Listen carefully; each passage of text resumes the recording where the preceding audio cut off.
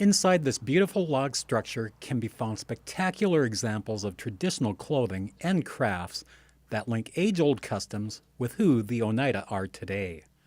This is Shako Cultural Center. Sagoe means he gives, and that was the Indian name of one of our representatives, Richard Christian. He did serve alongside Ray Halberter, who is our current representative, for quite a few years in the 70s, 80s, and early 90s. He was an excellent wood carver. So when we built this cabin, it was only appropriate that we name it after him, and that is why it's called the Sagoe Cultural Center.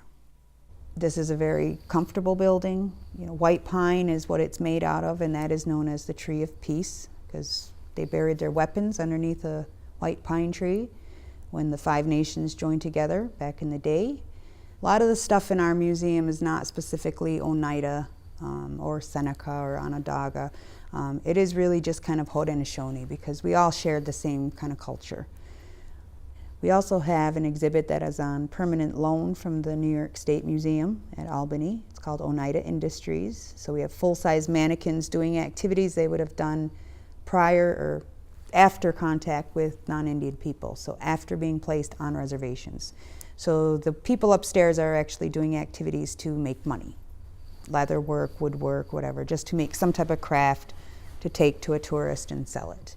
We have a hands-on table here for kids, and they can come and actually pick up some sweetgrass and some sage and smell it, or an actual snow snake, or those kinds of items, just so they can actually touch things.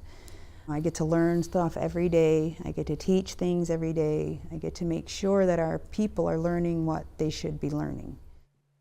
Exhibits on the sport of lacrosse and the one on basketry showcase the rich cultural and very important traditions of the Oneida Nation.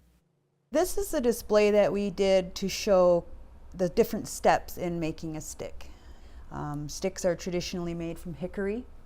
And so the first thing you would do is find a nice straight hickory tree, and you would go ahead and cut it into different pieces, so you would end up the piece like this. And then you would go ahead and you steam it so that it gets nice and wet and hot, and then you would bend it. After it's bent, they have a special tool that you bend it with. After it's bent, it has to sit and dry and stuff like that, and so then the next stage would be this stick. And then, of course, you would start shaving this off and making it smooth, and eventually it would probably not get to be this small, but it would eventually get to be this shape and this smoothness. This display over here is a weaving station, and this is to give the kids a chance to try to do some weaving on a stick. And then, of course, we have little buttons on our exhibit here that you can push, and it will tell you different words. So this one says lacrosse stick.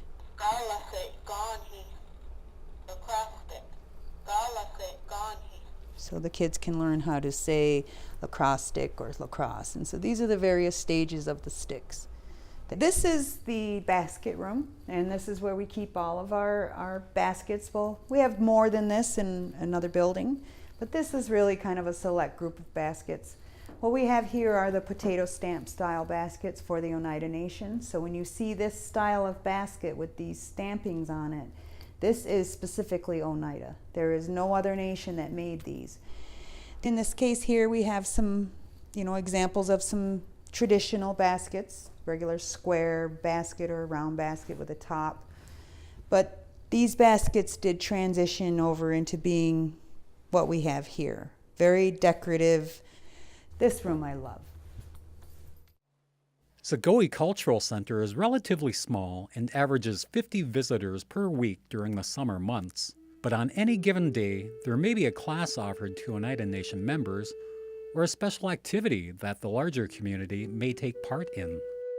We had a generation of people who were not allowed to learn their culture, who were not allowed to speak their language. And so we have a generation of elders right now who are in their 70s who know nothing about their culture. And that's not their fault. We can't judge them or blame them. But we can certainly provide the resources now for our people to learn these things. That's why it's important that we teach it. That's my hope, just to make sure that this stuff is still here and that we're still learning it, still using it. Everything we do here is to ensure that we have a successful people 7 generations from now.